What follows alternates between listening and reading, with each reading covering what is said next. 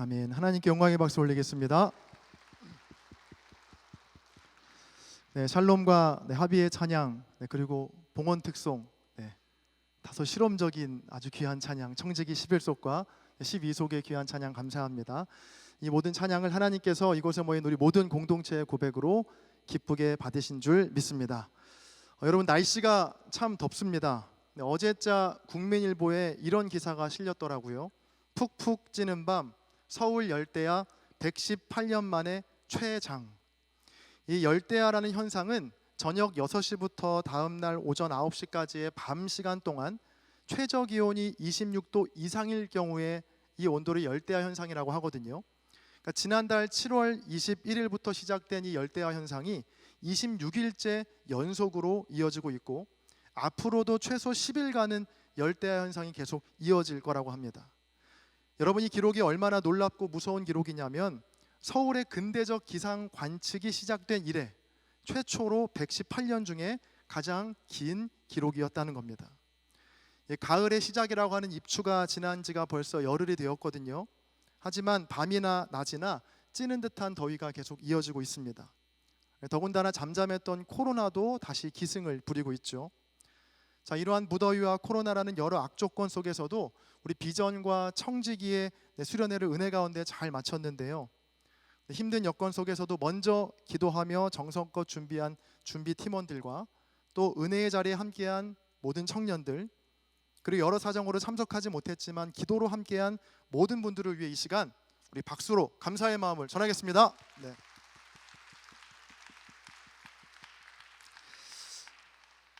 지난주 목요일 이영광 전도사님이 청지기 수련회에서 말씀을 전하시면서 본인의 MBTI인 인팁 팩폭을 소개한 바 있습니다. 그러니까 오늘 말씀을 준비하면서 저도 갑자기 궁금해진 거예요. 제 MBTI가 ISTJ거든요. 별론가요? 네. 저도 인터넷에 ISTJ 팩폭이라고 한번 검색을 해봤습니다. 그중 몇 가지만 소개하면 이렇습니다. 내 얘기하는 거 그닥 좋아하지 않음, 사람 많은 곳과 시끄러운 곳 싫어함, 휴일에는 집에서 쉬는 걸 좋아함, 남들에게 관심 없는 편, 속마음을 잘 드러내지 않는다. 이게 ISTJ 팩폭이라고 하더라고요. 제가 이걸 읽으면서 왜 내가 지난 30년 동안 수련회 가기를 싫어했는지를 30년 만에 제가 깨닫게 됐습니다. 사람 많고 시끄러운 거 싫어하고 휴일에는 집에 있는 거 좋아하고 남들에게 관심 없고 속마음 잘 드러내지 않는 제가 어떻게 수련회를 좋아할 수 있겠습니까? 그러니까 저는 항상 무엇을 할 때마다 그 이유를 좀 찾는 편이거든요. 그래서 이번 청년부 수련회를 하면서도 계속 제 안에 그럼에도 불구하고 수련회를 해야 하고 수련회를 가야 하는 그 이유를 제가 묻고 또 물었습니다. 그러니까 그래야 다음 겨울 수련회 때 여러분들 오라고 말할 수 있으니까 제 스스로에게도 계속 물었습니다. 그럼에도 필요한 이유. 여러분, 제가 그 이유를 찾았을까요? 못 찾았을까요? 찾았습니다. 자, 그런데 여기서 질문입니다. ISTJ인 현병찬 목사는 그럼에도 수련회를 해야 하고 가야 하는 이유를 어디에서 찾았을까요? 객관식입니다. 1번 맑은 내홀 예배당에서, 2번 지하 식당에서. 정답은 뭘까요? 2번입니다. 잘하시네요. 2번 지하 식당인데요. 그러니까 비전과 청지기가 지하 식당에서 동기별로 앉아서 식사를 하는 모습을 보는데 그 모습이 너무나 아름다워 보이는 거예요. 그러니까 수련회가 아니었으면 눈길 한번 주고받지 않았을 사람들이 호기심 어린 눈빛으로 서로의 이름과 생각을 알아가는 그 과정이 너무나 근사하고 멋져 보였습니다. 여러분, 물론 수련회 때 드리는 집회, 기도, 말씀 중요합니다. 자, 그러나 말씀을 듣고 기도하는 건 꼭 수련회가 아니어도 얼마든지 우리가 마음만 먹으면 할 수 있는 것이거든요. 그러니까 오히려 더 깊은 예배, 더 깊은 기도를 위해서는 홀로 있는 방 안이 더 좋을 수도 있습니다. 하지만 내가 아닌 다른 사람에게 담긴 믿음의 조각들과 하나님의 형상을 발견하고 알아가는 일은 수련회가 아니면 결코 경험할 수 없는 일이다 라는 것을 이번 수련회를 통해서 제가 다시 한번 깨닫게 됐습니다. 아마 이번 여름 행사를 쭉 거치시면서 여러분들 안에 새롭게 맺어진 관계들이 많이 있을 줄 압니다. 그러니까 조별 모임을 통해서, 아니면 동기 모임, 아니면 지금 속회를 통해서 이전에는 알지 못했던 사람들과의 연결들이 훨씬 이전보다 더 많아지셨을 텐데, 여러분, 이렇게 연결된 사람들이 더 많아졌을 때 우리가 반드시 주의하고 간수해야 할 것이 하나가 있습니다. 그건 바로 우리의 말입니다. 그러니까 공동체 안에 별로 아는 사람이 없을 때는 교회에 와서 주로 혼잣말만 하고 하나님께만 얘기했다면, 점점 우리가 사람들을 알아가고 새로운 관계가 맺어지게 되면 말할 상대가 늘어나게 되겠죠. 그러니 자연히 말을 많이 할 수밖에 없는 상황이 앞으로 여러분에게 더 많이 벌어질 겁니다. 자, 그런데 문제는 이거예요. 죄인인 우리는 말을 많이 하면 할수록 죄를 지을 가능성도 더 높아진다는 겁니다. 그러니까 지난 6월에 출간된 험담 그 일상의 언어라는 책에 보면 이런 글귀가 있습니다. 한번 잘 들어보세요. 죄인인 우리는 말을 하면 할수록 죄를 지을 가능성도 높아진다. 농담으로 던진 말 한마디가 잘 먹히면 이내 다른 말을 또 던져본다. 그러나 그 말은 웃기지도 않고 누군가에겐 상처가 되기도 한다. 때때로 늦은 밤에 이야기를 하다가 아기를 가지고 험담을 시작한다. 어떤 사람의 행동에 대해 짚고 넘어가자는 의미로 시작하지만 정도가 지나쳐서 사실이 아닌 것까지 말하게 된다. 그리고 사람들의 이목을 끌기 위해 무슨 말이든 하지만 별다른 호응을 얻지 못하면 더 극단으로 나아가 어떤 말이건 뱉어내고 만다. 게다가 나에 대해 말하면 말할수록 자기 자랑으로 이어질 가능성이 높아진다. 여러분, 오늘 함께 읽은 야고보서 말씀에도 이 말의 중요성과 또 말의 위험성에 대해서 우리에게 알려주고 있는데요. 자, 먼저 말의 중요성입니다. 오늘 본문 3절과 4절의 말씀을 제가 세번역 성경으로 가져와 봤는데 화면을 보시고 같이 한번 읽어보겠습니다. 함께 읽습니다. 시작. 말을 부리려면 그 입에 재갈을 물립니다. 그리하여 우리는 말에 온 몸을 끌고 다닙니다. 보십시오. 배도 그렇습니다. 배가 아무리 커도 또 거센 바람에 밀려도 매우 작은 키로 조종하여 사공이 가고자 하는 곳으로 끌고 갑니다. 아멘. 자, 말의 중요성을 강조하면서 말을 두 가지로 비유하고 있죠. 달리는 말에 물리는 재갈과 배를 움직이는 작은 키로 비유하고 있는 건데요. 우리의 말에는 나와 타인의 삶을 제어하고 이끄는 힘이 있다는 겁니다. 그러니까 말들에게 재갈을 물리고 나서 오른쪽 왼쪽으로 줄을 당기면 아무리 힘이 세고 덩치가 큰 말이라고 해도 그 재갈의 방향에 따라 몸을 움직이게 되죠. 또 아무리 크고 무거운 배라고 해도 아주 작은 키가 향하는 곳으로 배는 향하게 됩니다. 그러니까 마찬가지로 날마다 우리가 하는 말이 정말 아무것도 아닌 것 같고 작은 것 같지만 그렇지 않다는 것이죠. 무심코 던진 내 말이 나와 누군가의 인생을 제어하고 만들어가는 힘이 담겨 있다라는 말씀입니다. 여러분, 특히나 다른 누구도 아니고 그리스도인들에게서 말은 훨씬 더 중요한데요. 왜냐하면 태초에 말씀, 즉 말이 있었거든요. 요한복음 1장 1절에도 나와 있죠. 태초에 말씀이 계시니라. 또 창세기에 보면 하나님께서는 말씀으로 천지를 창조하셨습니다.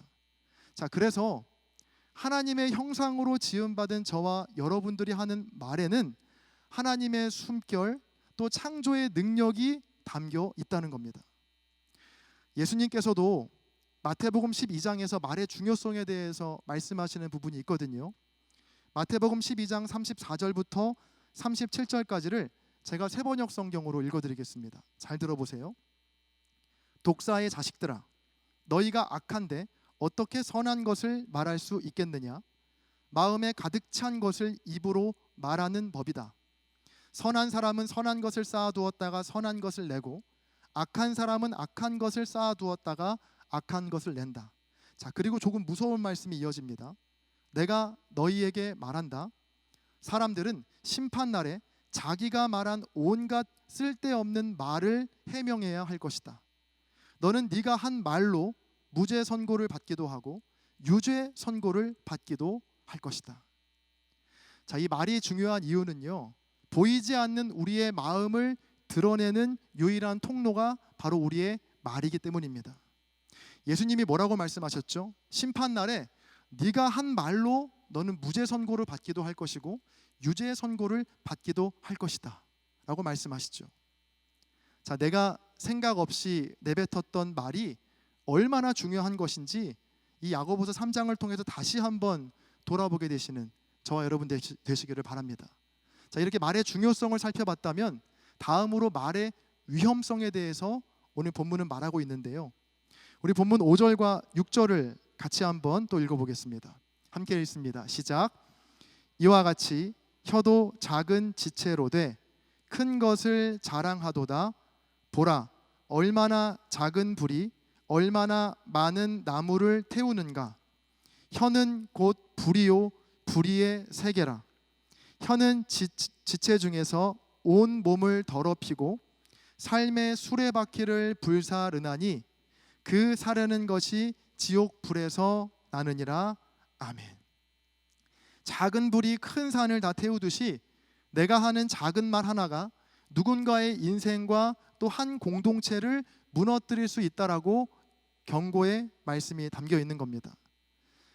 여러분, 특히 이 말로 상처를 주고받는 일은 말을 많이 하는 친밀한 사이일수록 더 자주 벌어집니다. 가족과 친구 그리고 속회 식구들 간에 말로 인한 상처와 다툼들이 자주 생기는데요. 그러니까 잘 모르는 관계, 약간 어색한 사이에서는 그냥 넘겨갈 수 있는 말인데 가까운 관계일수록 그 말 때문에 상처를 주기도 하고 또 받기도 한다라는 겁니다. 자, 왜 이렇게 가까운 관계에서 더 상처를 주고받을까에 대해서 언어치료사이자 심리상담가인 노은혜 작가는 자기의 책에서 이렇게 진단합니다. 친밀한 사이일수록 타인을 확장된 나로 생각하기 때문이다. 그러니까 이게 무슨 말이냐면 상대는 나와는 상관없는 이제 전혀 독립된 존재라고 여기지 못하고 또 다른 확장된 나, 즉 하나의 또 다른 나라고 여기기 때문에 내 생각과 내 방식을 친밀한 사이일수록 그 사람에게 더 강요하고 또 고집하게 된다는 겁니다. 자, 그래서 친밀하다고 생각했던 상대가 내 생각과 내 통제에 따르지 않을 때 둘 사이의 상처와 갈등이 더 깊어진다는 것이죠. 여러분, 친한 관계일수록 또 가까워졌다고 생각되는 관계일수록 말을 더 조심해야 합니다. 그러니까 상대를 확장된 나라고 생각해서 이런 말 저런 말을 나에게 스스로에게 혼잣말하듯 타인에게 아무렇지도 않게 말하게 되면 그 말은 반드시 상대방에게 상처를 주고 불씨가 되어 언제든 관계를 망가뜨릴 수 있기 때문입니다. 자, 특히 조금 친해졌다고 생각했을 때 하게 되는 몇 가지 말들이 있거든요. 이런 말들은 절대 하시면 안 된다라는 걸 제가 몇 가지 예를 가져와 봤습니다. 첫 번째로, 이제 와서 하는 말인데 이 말 절대 하시면 안 됩니다. 서먹할 때 못했던 얘기는 아무리 가까워져도 웬만해선 안 하는 것이 좋습니다. 두 번째로, 기분 나쁘게 듣지 마. 자, 들었을 때 기분이 나쁠 것 같은 이야기는 하지 않는 게 좋겠죠. 그러니까 내가 생각해도 기분 나쁠 법한 말을 어떻게 상대방이 아무렇지도 않게 듣겠습니까? 마지막 세 번째, 널 생각해서 하는 말인데. 자, 이 말도 조심해야 합니다. 상대방을 정말 생각한다면 차라리 말을 하지 않는 편이 훨씬 더 좋다는 것이죠. 자, 이처럼 말이란 무언가를 창조하기도 하고 또 무언가를 파괴하기도 하는 매우 강력한 힘을 갖고 있는데요. 제가 오늘 말씀의 제목을 험담과 화담이라고 한번 정해봤습니다. 이 험담이란 남의 흠을 들추어 헐뜯다라는 뜻이고요. 화담은 화해하는 말, 정답게 주고받는 말이라는 뜻입니다. 그러니까 나의 입에서 나오는 말이 누군가를 헐뜯는 험담이 될 수도 있고 또 반대로 누군가를 살리는 화담이 될 수도 있다는 겁니다.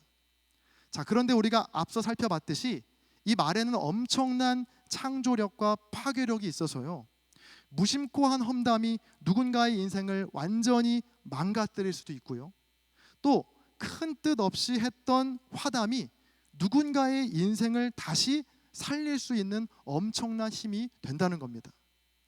제가 좋아하는 시 중에 롱펠로우의 화살과 노래라는 시가 있는데 그 시의 내용은 이렇습니다. 화살 하나 공중에 쏘았네.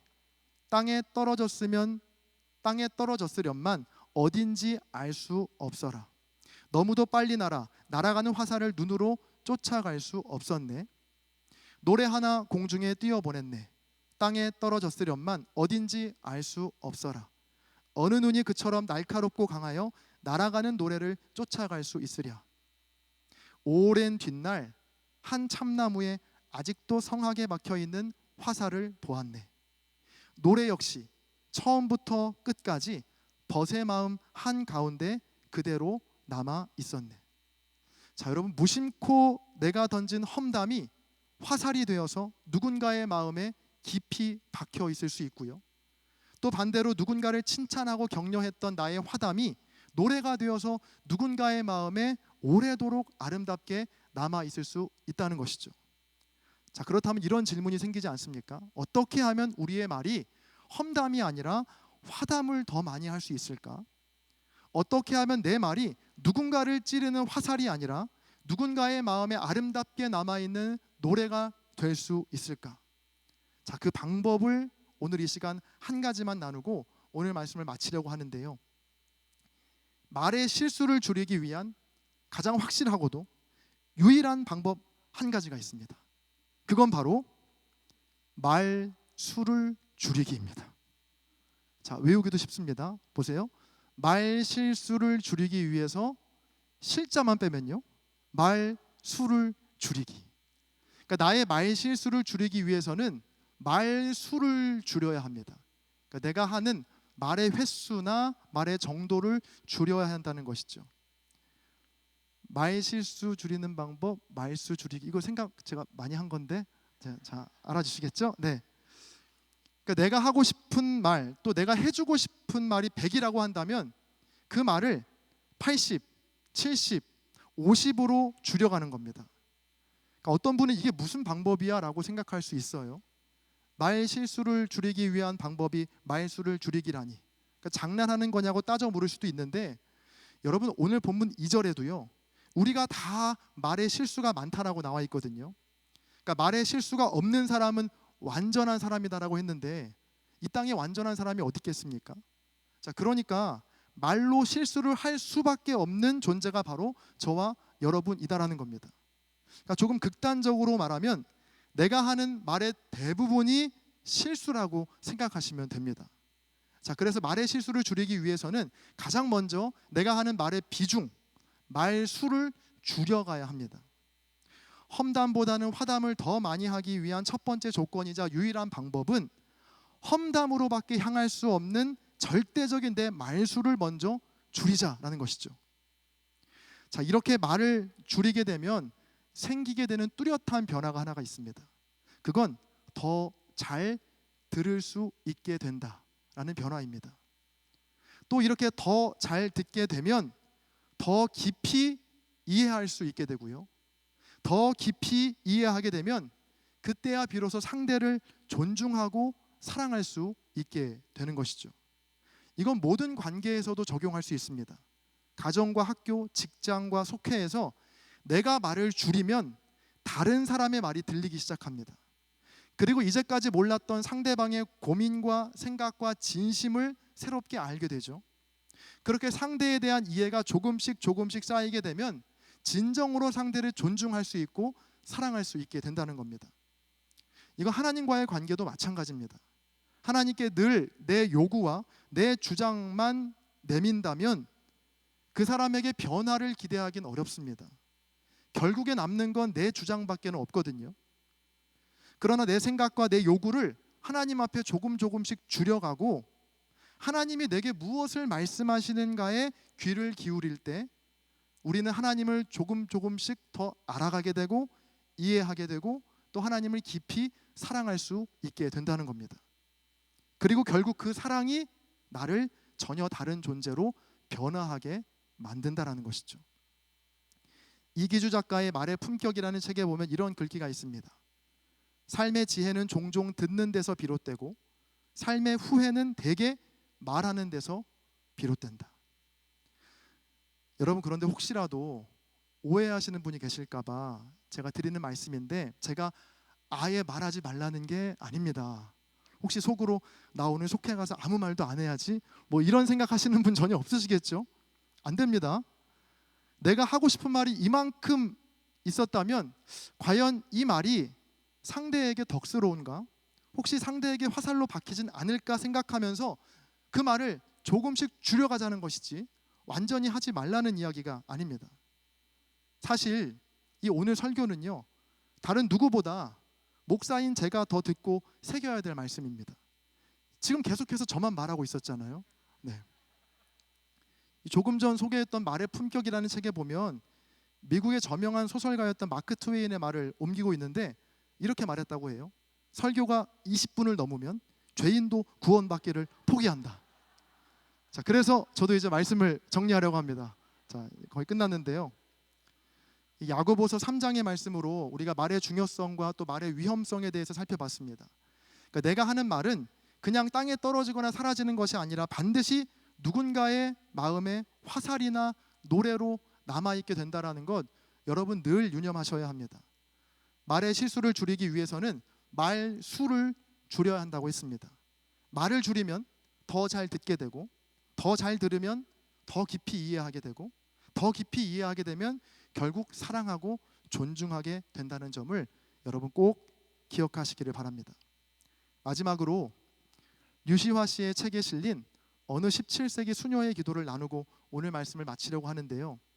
저는 1년에 한두 번씩은 꼭 이 기도문을 찾아서 다시 읽고 또 읽습니다. 자, 그리고 다짐하거든요. 나도 이렇게 늙어가야지 라고 다짐하게 되는 기도문인데, 제가 그 기도의 내용을 들려드리고 오늘 말씀을 정리하겠습니다. 그 기도문이 이렇습니다.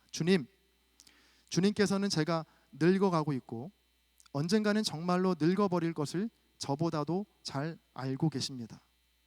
저로 하여금 말 많은 늙은이가 되지 않게 하시고, 특히 아무 때나 무엇에나 한마디 해야 한다고 나서는 치명적인 버릇에 걸리지 않게 하소서. 모든 사람의 삶을 바로잡고자 하는 열망으로부터 벗어나게 하소서. 저를 사려 깊으나 시무룩한 사람이 되지 않게 하시고, 남에게 도움을 주되 참견하기를 좋아하는 그런 사람이 되지 않게 하소서.